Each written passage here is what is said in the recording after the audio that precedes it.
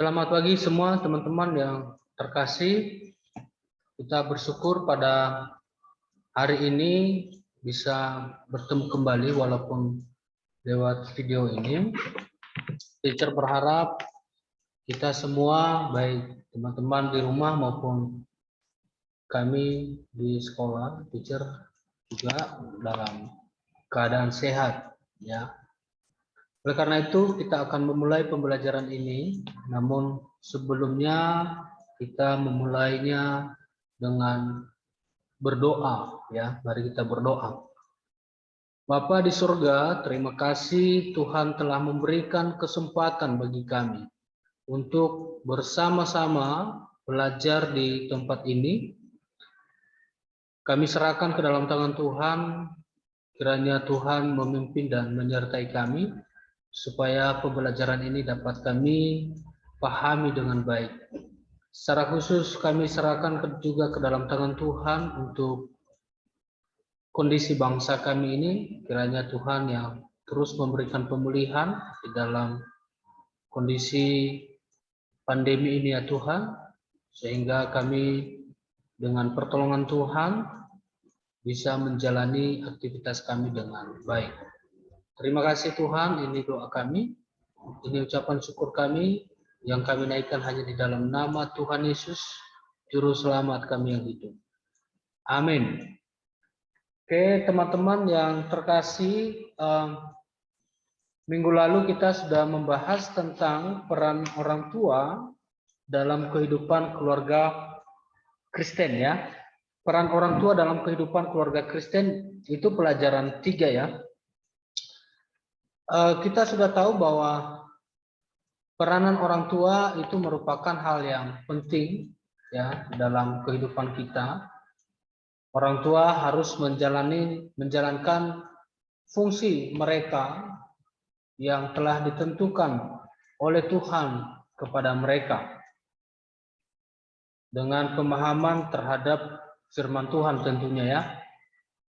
Karena mereka adalah penerima mandat dari Tuhan dan mereka adalah wakil Tuhan yang bertanggung jawab untuk melakukan tugas dan tanggung jawab ini. Ya, ada banyak yang kita lihat minggu lalu, yaitu tugas mereka yaitu memenuhi kebutuhan materi, terus menciptakan home, ya, supaya anak-anak bisa nyaman di rumah dan mendidik anak-anak. Nah, teman-teman, pada hari ini kita melihat bahwa pendidikan Kristen itu memiliki norma atau aturan, yaitu norma kurios, ya, norma kurios yaitu Injil, Tuhan Yesus dan Tauratnya, ya. Jadi sebenarnya yang dimaksudkan di sini adalah pendidikan Kristen itu memiliki satu tujuan atau memiliki satu patokan yang harus dicapai, yaitu supaya setiap anak, ya, di dalam keluarga bisa memahami Injil dan bisa memahami firman Tuhan dengan baik.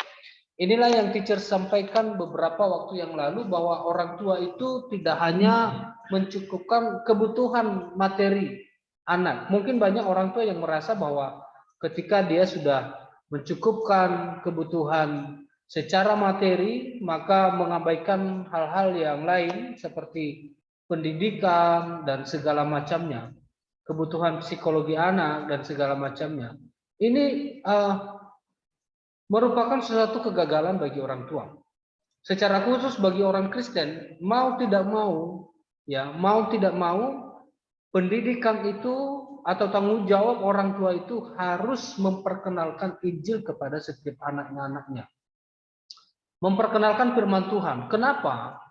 Masih ingat waktu teacher sampaikan bahwa orang tua diberikan mandat oleh Tuhan untuk memperlengkapi anak-anak mereka supaya mereka bisa menjadi penerus, ya, yang melakukan mandat yang telah diberikan Allah, yaitu untuk memelihara bumi ini, ya, dan memelihara ciptaan Tuhan, dan yang lebih lagi adalah untuk memuliakan Tuhan dalam kehidupan mereka.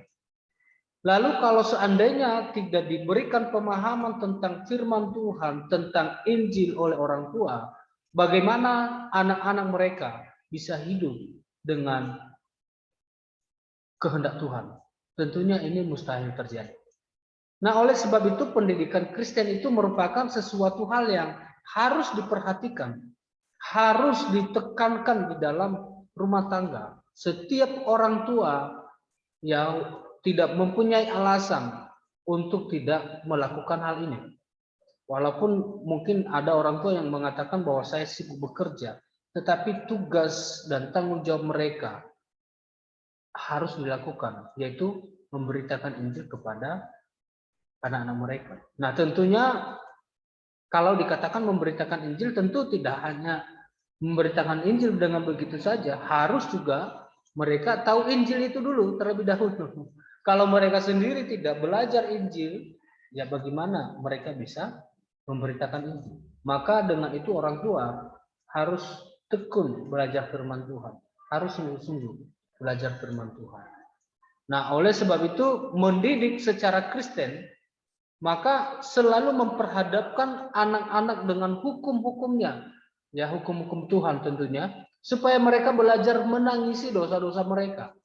Ini penekanannya, menangisi dosa-dosa mereka dan hidup dalam kasih karunia.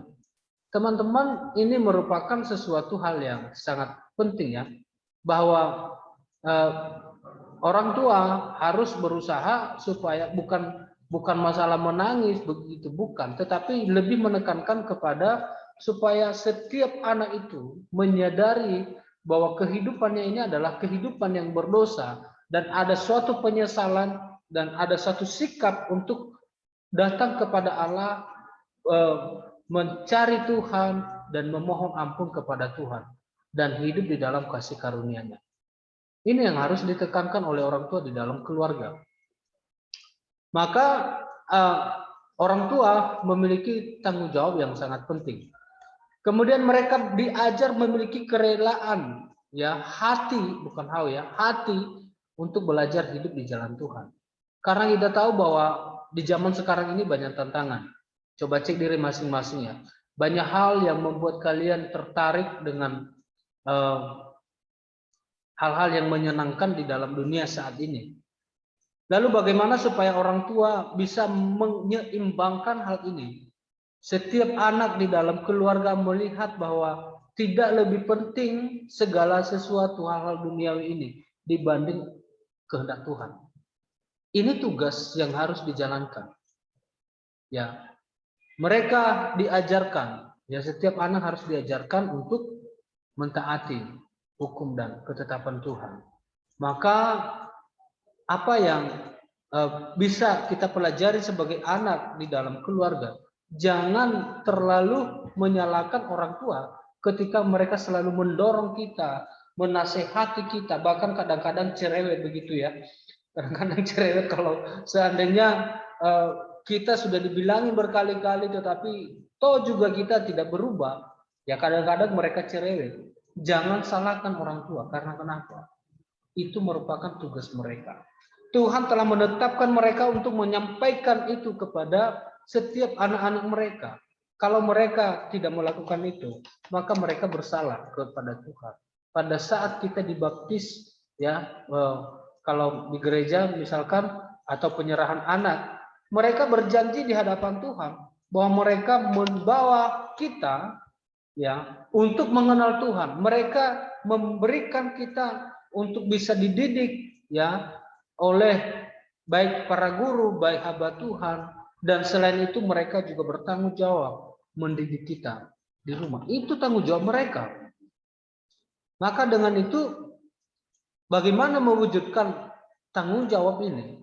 Ya, mereka harus terus menasihati kita supaya perjanjian mereka dengan Tuhan bisa terlaksana dengan baik. Maka bertobatlah kalau seandainya orang tua kita menegur kita lalu kalian mengatakan mama cerewet sekali, papa cerewet sekali. Ya memang kadang-kadang juga ada yang berlebihan ya kadang-kadang. Tapi apa ya? kita harus melihat dari sisi positif bahwa itu tanggung jawab mereka. Justru kalau orang tua tidak pernah menasihati kita, tidak pernah menegur kita, maka itu sesuatu yang harus kita pertanyakan. Ada apa? Jangan sampai orang tua membiarkan kita melakukan hal-hal yang tidak baik. Ya. Coba kita perhatikan di dalam Ulangan pasal 6 ayat 6 sampai 10. Silakan dibuka Alkitab di dalam Ulangan pasal 6. Ini kita pernah membahas juga ya. Ulangan pasal 6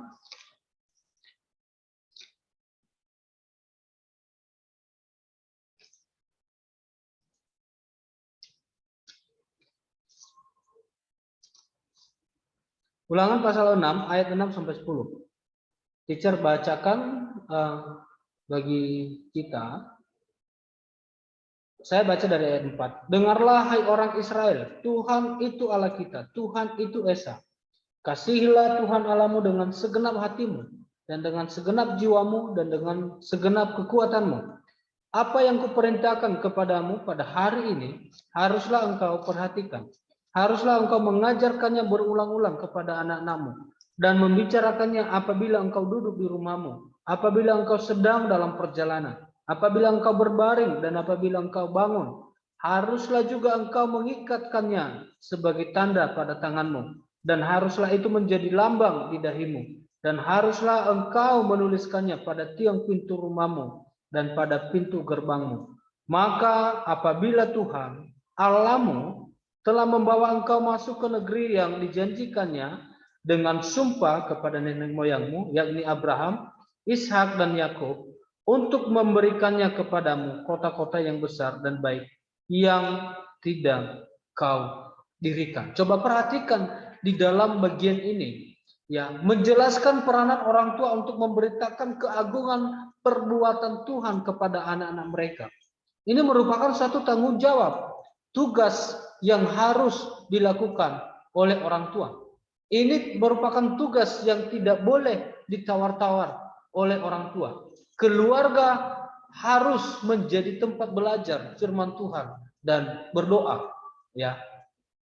Keluarga harus menjadi tempat belajar firman Tuhan dan berdoa, ya. Kemudian keluarga harus menjadi teladan bagi anak-anak mereka, ya. Jadi tugas orang tua bukan hal yang mudah. Ya, orang tua bertanggung jawab mendidik mereka, anak-anak mereka menjadi masyarakat dan warga negara yang baik. Nah, teman-teman yang terkasih, maka kalau kita melihat di dalam bagian ini, tentu kita bertanya, apakah orang tua memiliki tanggung jawab yang berat? Tentu iya. Tetapi tidak berarti ketika berat maka orang tua tidak boleh melakukannya. Tidak seperti itu. Orang tua harus melakukannya, harus menanggung tanggung jawab itu, mengambil tanggung jawab itu. Karena ini merupakan suatu perjanjian kepada Tuhan. Dan ini merupakan suatu perintah kepada mereka. Coba perhatikan di dalam bagian ini tadi, di dalam ayat 6. Apa yang kuperintahkan kepadamu pada hari ini harus kamu perhatikan. Jika orang tua gagal dalam melakukan hal ini, maka jelas di dalam perjanjian lama, ya, kita melihat ketika bangsa Israel gagal melakukan kehendak Tuhan, apa yang diperintahkan Tuhan, maka berkat bagi mereka itu terhalang. Tetapi ketika mereka melakukan tanggung jawab itu dengan baik, maka juga berkat Tuhan pasti ada bagi mereka. Maka sebagai orang tua yang bertanggung jawab, mereka tidak menyia-nyiakan waktu untuk mendidik anak-anak mereka. Lalu bagaimana cara mendidik? Ya, berdasarkan firman Tuhan. Ya, mendidik ya dalam iman dan doa. Ya, mendidik dalam iman dan doa. Mendidik dalam iman dan doa apa maksudnya? Adalah mengajarkan setiap anak-anak mereka untuk mengasihi Allah, berdoa, ya, membaca firman Tuhan, ya, berdoa kepada Tuhan dan membaca firman Tuhan dan meyakini bahwa Tuhan itu adalah yang berkuasa dalam hidup mereka. Kemudian mendidik dengan kerendahan hatian, ya, bukan karena melihat anaknya sulit diatur, maka mereka susah untuk mendidik mereka, mendidik anak-anaknya. Cepat bosan, cepat kecewa terhadap anak-anak mereka. Itu salah. Tidak boleh hal seperti itu. Mereka harus mendidik dengan kerendahan hati, ya. Walaupun mereka mungkin merasa bahwa susah berubah, tetapi mereka harus melakukan itu. Mendidik dengan keberanian, itu yang dikatakan oleh firman Tuhan. Berani, ya, berani menyampaikan kebenaran kepada anak-anak mereka, walaupun memang kadang-kadang beresiko, ya. Kadang-kadang beresiko, kadang-kadang ada anak yang memang ketika orang tua menegurnya maka langsung mengambil keputusan begini dan begitu. Ada anak-anak seperti itu. Tapi kalau kalian tidak, tidak seperti itu, ya. Kalian anak-anak yang baik, ya. Ya, mendidik dalam iman dan doa, mendidik dengan kerendah hatian, mendidik dengan keberanian. Ini bukan hal yang mudah, loh, teman-teman. Tanggung jawab orang tua ini, ya. Tetapi tidak bisa dipungkiri bahwa ada juga orang tua yang memang salah di dalam mendidik anak-anak mereka. Apa kesalahan mereka? Adalah menyerahkan kewajibannya kepada orang lain. Misalkan, ya, ketika anaknya sudah sekolah, maka diserahkan sepenuhnya kepada gurunya. Didiklah anakku. Dia tidak bertanggung jawab. Pulang sekolah dia sibuk kerja. Pergi sekolah maka dia pergi kerja. Anaknya sudah pulang sekolah maka dia tidur dan mengerjakan pekerjaan yang dibawa dari kantornya dan segala macam. Tidak peduli dengan anaknya. Ini salah. Kemudian orang tua terlalu memanjakan anak-anaknya. Tidak pernah ditegur, tidak pernah dinasihati. Karena mereka merasa, jangan-jangan nanti anakku tersakiti. Tidak pernah memberikan kata-kata yang keras. Ingat, ya, kata-kata yang keras bukan kasar, ya. Kata-kata yang keras itu menegur dengan mendisiplin dengan baik. Ya, anak-anak boleh dipukul oleh orang tua. Saya anjurkan itu sekali-sekali. Ya, bukan berarti memukul keras, ya, tidak. Tetapi memukul dengan sebagai bukti bahwa kita mendisiplin dia, itu tidak masalah. Pokoknya dilakukan dengan kasih dan tidak dilakukan dengan, ya, sampai luka-luka, sampai bengkak dan segala macam atau biru-biru, tidak. Tetapi biar mereka juga tahu bahwa mereka itu dikasihi, gitu loh, dan didisiplin. Maka kalian kalau misalkan orang tua kadang-kadang keras ngomongnya, ya, seolah-olah bahkan kadang-kadang perkataan mereka kayak harimau begitu, ya, muka mereka, ya. Itu wajar-wajar saja. Orang tua memang tidak mau anak-anaknya menuju jalan yang tidak benar, kan? Ya, tidak mau. Orang tua terlalu memanjakan anak-anaknya, ya, tidak mau menegur, itu salah. Lalu orang tua menempatkan diri sebagai ganti Tuhan. Ada juga yang seperti itu. Segala sesuatu dari orang tua semua yang mengatur, ya, tidak boleh ini, tidak boleh itu, tidak boleh ini, semuanya dikekang lah anaknya itu. Ya, tidak bisa. Kita bukan Tuhan, ya, menghakimi anak-anak. Itu tidak boleh. Ya, orang tua memberi contoh yang buruk kepada anak-anak. Dia menegur perilaku ini, tetapi dia sendiri melakukan. Ya, misalkan seringkali menegur anaknya, jangan keluar malam, jangan begini, jangan begitu. Tetapi dia sendiri melakukan. Ini bukan memberikan contoh, memberikan teladan yang baik. Maka itu tidak bisa menjadi pendidikan yang baik bagi anak-anak. Tapi ingat, walaupun teacher sudah mengatakan ini, ya, ada juga firman Tuhan, sebagai anak harus menghormati orang tua. Jangan dengan kata ini, teacher menjelaskan ini, maka kalian, oh, orang tua harus begini loh, Pak, orang tua harus begini loh, Mak. Itu salah juga, ya. Jangan menuntut orang tua, walaupun memang kalau ada orang tua, kesalahan orang tua kalian yang kurang pas, ya, ingatkanlah mereka. Tetapi bukan berarti ini suatu sarana bagi kalian untuk tidak menghormati orang tua kalian. Itu salah, ya. Jangan sampai begitu. Nanti teacher tidak mengajarkan kalian seperti itu. Tetapi walaupun begitu harus menghormati orang tua kalian bagaimanapun. Tetapi kalau misalkan mereka melakukan hal yang tidak tepat, ya, ingatkanlah mereka. Itu tugas kalian sebagai anak. Nah, ada beberapa aspek yang harus dipahami, ya. Ada beberapa aspek yang harus dipahami di dalam perkembangan remaja supaya remaja itu bisa dididik dengan baik ya.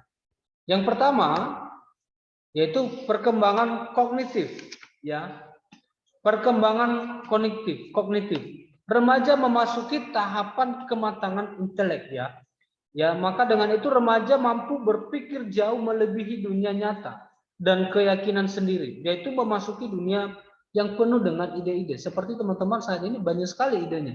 Banyak sekali yang dipikirkan, yang mampu dipikirkan oleh teman-teman. Ya.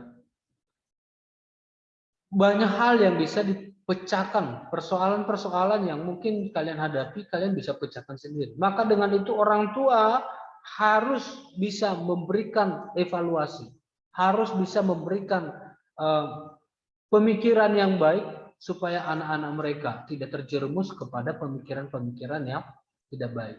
Kemudian adalah moral dan etika.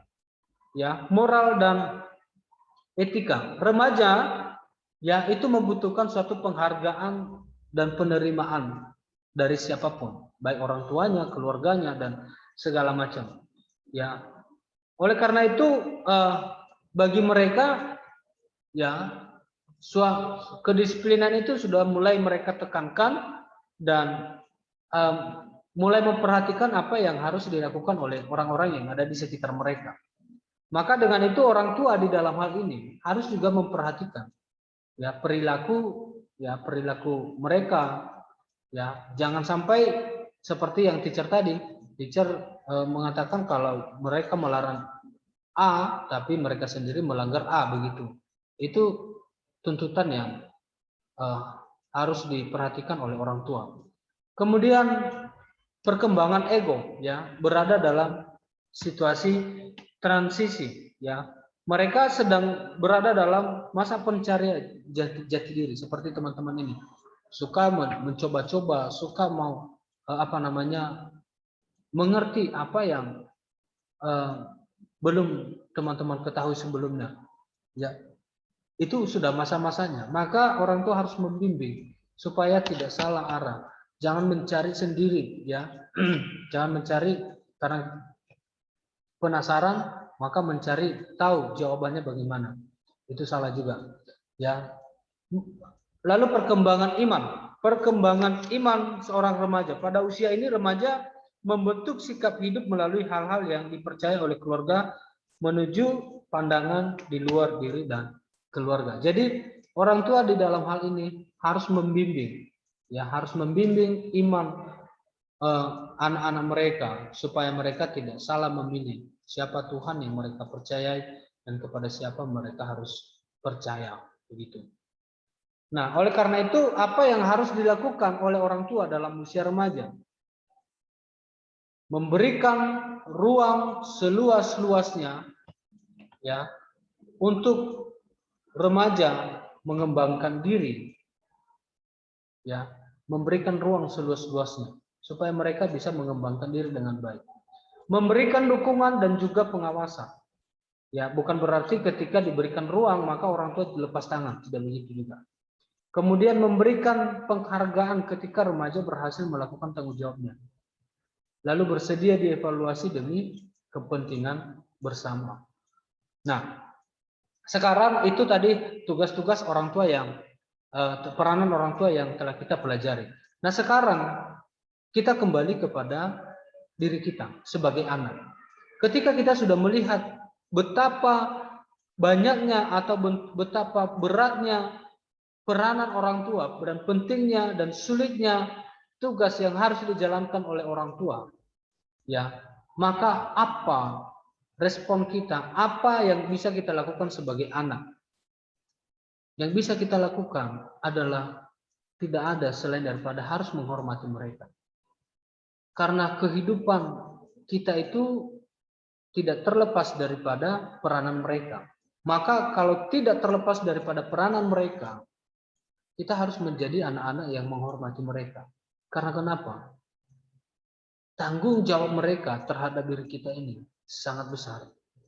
Kalau mereka membiarkan kita, maka mereka berdosa kepada Tuhan.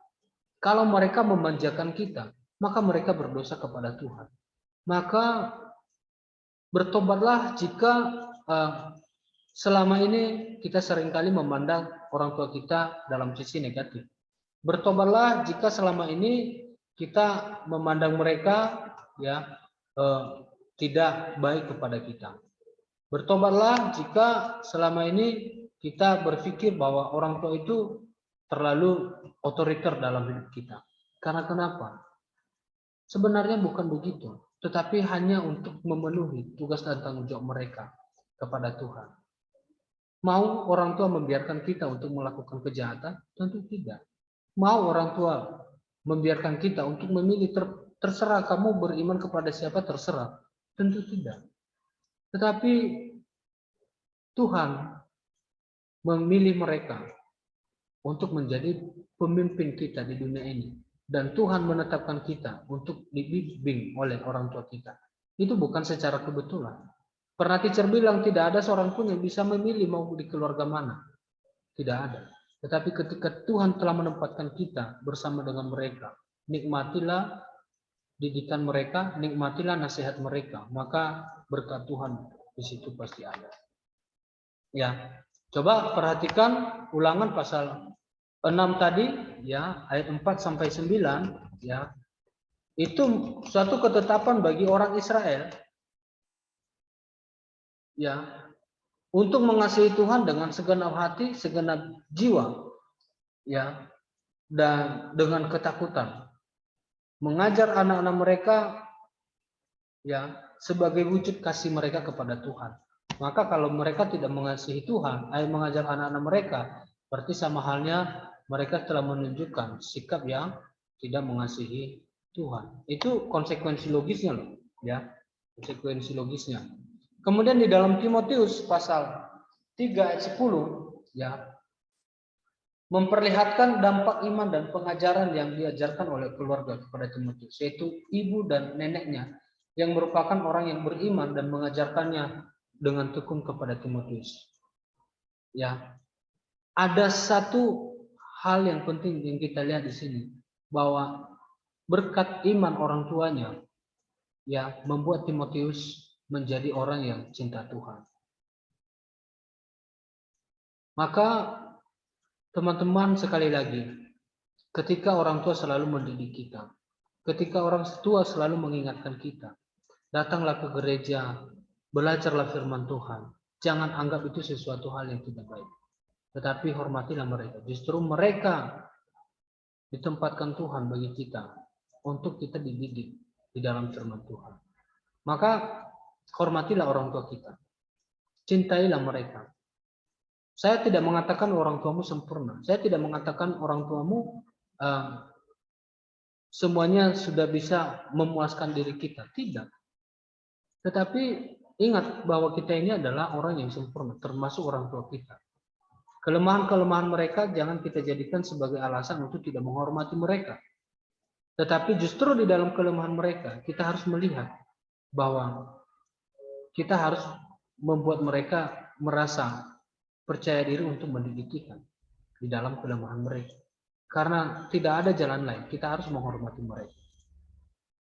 Ingat tadi bahwa tanggung jawab orang tua sangat berat. Maka tidak ada lain selain daripada mencintai mereka, mengasihi mereka, menghormati mereka. Itu yang dikenan Tuhan dalam hidup kita. Mari kita berdoa. Bapa di surga, terima kasih untuk materi yang telah kami renungkan pada pagi hari ini. Kiranya Tuhan yang dimuliakan melalui pembelajaran ini, sehingga kami bisa memahaminya dengan baik, dan materi yang telah kami pelajari ini bisa berbuah dalam hidup kami untuk kami lakukan menghormati orang tua yang telah mendidik kami. Terima kasih Bapak, ini doa kami. Dalam nama Tuhan Yesus kami berdoa dan bersyukur. Haleluya. Amin. Oke, teman-teman, kalau misalkan ada pertanyaan dari kalian, silakan di chat pribadi atau bisa di grup WA. Nanti teacher balas di situ, ya. Dan jika ada teman-teman yang belum mengerjakan tugas, bukan belum mengerjakan ya, atau belum mengirim lah gitu ya, belum mengirim tugas, walaupun sudah dikerjakan tapi belum mengirim, teacher harap dikirim ya hari ini. Terima kasih atas kerjasama yang baik. Teacher ucapkan selamat pagi dan jaga kesehatan. Tuhan memberkati. Salam.